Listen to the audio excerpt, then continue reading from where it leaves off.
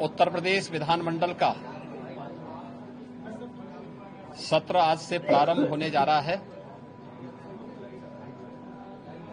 सदन की कार्रवाई में भाग लेने के लिए आए हुए सभी सम्मानित सदस्यों का मैं हृदय से स्वागत करता हूं। उत्तर प्रदेश का विधानमंडल देश के अंदर किसी भी विधानमंडल का सबसे बड़ा विधानमंडल है। स्वाभाविक रूप से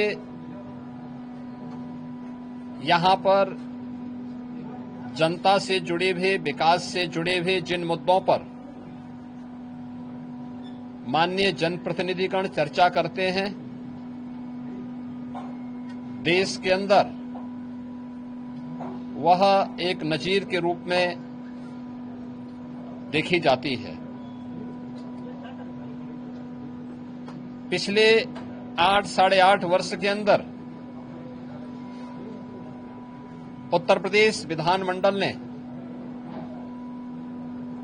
अनेक उपलब्धियां हासिल की हैं।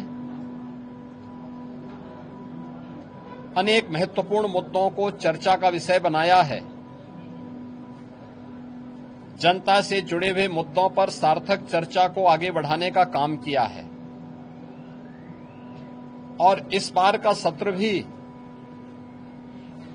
काफी महत्वपूर्ण सत्र है। इसमें जनता से जुड़े हुए मुद्दों को लेकर 25 करोड़ की आबादी की आकांक्षाओं को पूरा करने के उद्देश्य से विधायिका की भूमिका किस रूप में आगे बढ़ती है, इन सब पर बहुत महत्वपूर्ण एजेंडे के साथ हम लोग इस सत्र में यहां पर मानसून सत्र में यहां पर उपस्थित हुए हैं।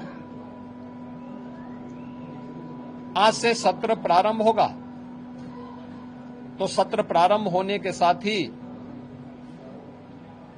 क्वेश्चन आवर, जिसमें माननीय सदस्यों के द्वारा जनता से जुड़े हुए महत्वपूर्ण मुद्दों को प्रश्न पूछे जाएंगे। 0 आवर में अपनी बातों को रखा जाएगा और सरकार की तरफ से उन सब का एक सार्थक जवाब भी उपलब्ध करवाया जाएगा। इसके साथ ही अन्य महत्वपूर्ण मुद्दों पर मानसून सत्र है, तो स्वाभाविक रूप से बाढ़ से जुड़े हुए मुद्दे भी उठ सकते हैं। इसके अलावा अत्यधिक बारिश के कारण जल जमाव से जुड़े हुए मुद्दे भी उठेंगे। सरकार के स्तर पर क्या कार्रवाई हो रही है, स्वास्थ्य से, शिक्षा से जुड़े हुए मुद्दों पर सरकार ने पिछले 8-8.5 वर्ष के अंदर जो कुछ भी किया है, इन सब मुद्दों पर भी परिचर्चा होगी। यह सत्र इस बार का इसलिए भी महत्वपूर्ण होगा कि आदरणीय प्रधानमंत्री जी की प्रेरणा से देश की स्वाधीनता दिवस का अमृत काल का यह 3रा वर्ष है। और इस 3रे वर्ष में यद्यपि प्रधानमंत्री जी ने देश की स्वाधीनता दिवस के अवसर पर पूरे देशवासियों को विकसित भारत के साथ जुड़ने का आह्वान किया था। विकसित भारत,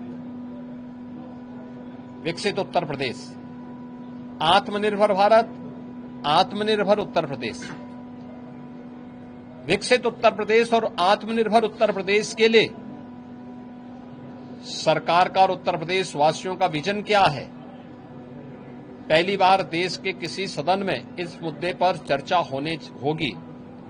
और इसके लिए भी मैं सभी सम्मानित सदस्यों से कल दलीय नेताओं की बैठक में भी इस पे चर्चा हुई थी और दलीय नेताओं की बैठक में भी इस पर बहुत सारे मुद्दों को आगे बढ़ाने के बारे में एक सहमति बनी थी।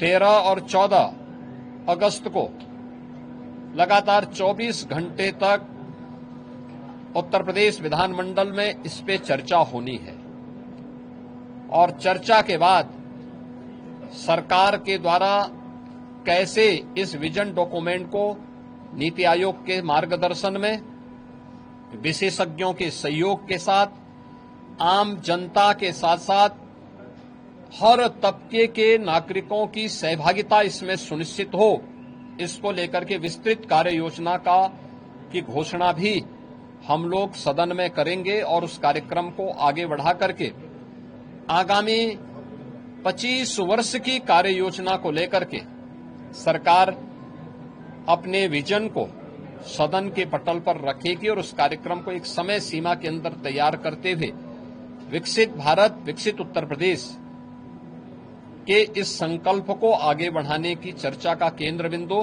हमारा सदन बनेगा। मेरी अपील होगी कि सरकार ने पिछले 8-8 वर्ष के अंदर प्रदेश के विकास को लेकर के, प्रदेश की अर्थव्यवस्था को लेकर के, प्रदेश के इंफ्रास्ट्रक्चर को लेकर के, प्रदेश में गरीब कल्याण को लेकर के, समाज के हर एक तबके को लेकर के, क्या गांव है, क्या गरीब है, क्या किसान है, क्या श्रमिक है, क्या युवा है, क्या महिलाएं हैं, क्या व्यापारी हैं, इन सबके उत्थान के लिए बेहतरीन प्रयास किए हैं और उसकी चर्चा देश के अंदर भी होती है। देश उसको सराहता है। तमाम राष्ट्रीय और अंतर्राष्ट्रीय संस्थाओं ने उसकी मुक्त कंठ से प्रशंसा की है। उत्तर प्रदेश के परसेप्शन में जमीन आसमान का अंतर आया है, लेकिन उस सब के बावजूद हम स्वागत करेंगे उन सभी प्रस्तावों का जो सदन में चर्चा के लिए आएंगे, जनता से जुड़े हुए होंगे, उत्तर प्रदेश के विकास से जुड़े हुए होंगे, उत्तर प्रदेश के युवाओं से जुड़े होंगे। उन सभी मुद्दों पर चर्चा करने के लिए सरकार तैयार है। सरकार ने अपने कार्यक्रम का हिस्सा भी बनाया है कि इन सब पर जवाब सभी विभाग उसका उपलब्ध कराने के लिए तैयार होंगे, लेकिन एक सार्थक चर्चा हो, नकारात्मकता न आए, न्यूसेंस क्रिएट करके हम लोग जनता के जुड़े हुए मुद्दों पर समय को जाया न करने दें। ये मेरी अपील सभी अपने प्रतिपक्षी दलों से भी होगी कि वे इन सभी बातों को ध्यान में रख करके अगर सदन में इन मुद्दों पे चर्चा कराएंगे तो एक सार्थक चर्चा भी हो पाएगी, हम किसी निष्कर्ष पर पहुंच पाएंगे। लेकिन अगर वह अनावश्यक व्यवधान पैदा करके न्यूसेंस क्रिएट करेंगे तो जनता की अदालत में स्वयं ही प्रदेश की जनता जनार्दन उन्हें कटघरे में खड़ा करने का कार्य करेगी और सदन में इन मुद्दों पे चर्चा हो, वे चर्चा भी करें, अपने प्रश्न भी पूछें। मुद्दों पर आधारित किसी भी चर्चा का जवाब देने के लिए और उस बहस को सार्थक स्तर तक पहुंचाने के लिए सरकार का पूरा सहयोग प्राप्त होगा। सरकार इसमें पूरी तरह तैयार है। मैं एक बार फिर से उत्तर प्रदेश विधानमंडल के सदन की कार्रवाई को प्रारंभ होने के अवसर पर प्रदेश भर से आए हुए सभी माननीय सदस्यों का हृदय से स्वागत करता हूं और मुझे विश्वास है कि स्वाधीनता दिवस के पूर्व हम लोग उत्तर प्रदेश के विजन डॉक्यूमेंट को प्रदेश के अंदर चर्चा का केंद्र बना करके आम जनमानस को पहली चर्चा का केंद्र विधान भवन, हमारी विधानसभा, विधान परिषद में इस पर हो और उसके उपरांत आम जनमानस के भी हम इस मामले में सुझाव लेंगे, अलग अलग तबके के सुझाव लेंगे।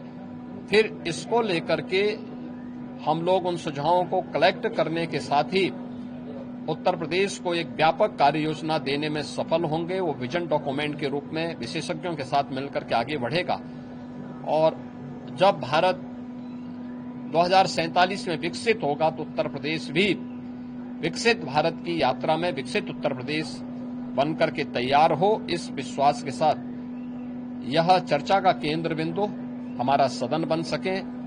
सभी सम्मानित सदस्यों से मेरी अपील होगी इस पूरे कार्यक्रम में भाग लेने वाले सभी सम्मानित सदस्यों को मेरी शुभकामनाएं हैं।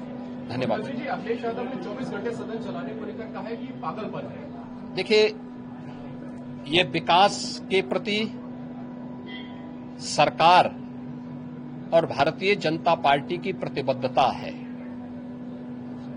स्वाभाविक रूप से उनके एजेंडे में विकास नहीं है। सस्टेनेबल डेवलपमेंट गोल्स पे जो गरीबों से जुड़े हुए मुद्दे थे, उत्तर प्रदेश की बेहतर शिक्षा को लेकर, बेहतर स्वास्थ्य सुविधा को लेकर, कृषि विकास की दर को बढ़ाने को लेकर, स्किल डेवलपमेंट को लेकर, रोजगार को लेकर के जब हमने 36 घंटे तक सदन चलाया था, तब भी समाजवादी पार्टी ने सदन का वॉकआउट किया था। तो ये लोग, विकास इनके एजेंडे में नहीं है, इसलिए वे लोग इस प्रकार की वे सिर पैर की बातें बोल करके ऐसे संसदीय शब्दों का प्रयोग करते हैं जिसके लिए वे पहले से ही कुख्यात हैं।